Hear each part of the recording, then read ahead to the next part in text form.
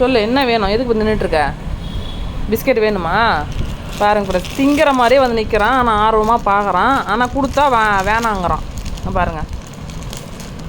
அந்தா என்னடா அது? இவ்வளோ நேரம் கொடுத்து பார்த்தேன் சாப்பிடல. அதை உடச்சி கொடுமா.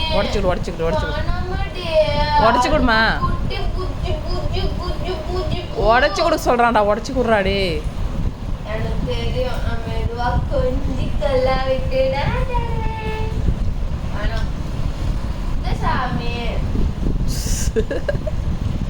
குட்டா அவங்கெல்லாம் சாப்பிட்றாங்கண்ணா, அப்புறம் நானும் சாப்பிட்றேன். வந்துக்கிறான். சாப்பிடு.